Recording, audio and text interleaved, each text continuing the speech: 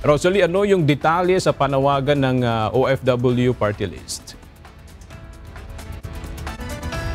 Aga nananawagan si OFW Party List Representative Marisa Del Mar Magsino sa pamahalaan, gayon din sa oposisyon na huwag isama sa alitan sa politika ang mga overseas Filipino worker o OFWs.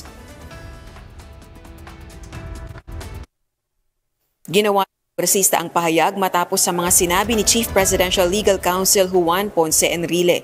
Sa social media post ni Chief Presidential Legal Counsel Enrile, posibleng may consequences anya ang advice sa OFWs kaugnay ng planong Zero Remittance Week.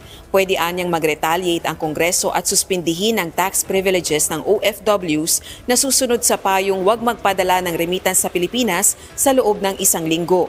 Giit ni Representative Magsino, walang kulay ang pagsumikap ng OFWs. Malaki rin anya ang ambag nila sa Pilipinas kaya hindi dapat sila idamay sa mga isyong pampolitika at kultura ng pagtutunggalian. Giit naman ni Batangas 2nd District Representative Jervil Luistro, hindi dapat maging agresibo sa isyong ito. Narito ang pahayag ng mambabatas.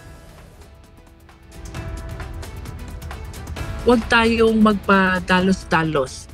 Let us always remember the significance of the OFWs, not only in the Philippine economy, but even with respect to the interest of their families left behind, yung mga naririto, dialogue with them, and give them opportunity to understand kung bakit humantong sa ganito itong mga allegations of EJK against the former President of the Philippines.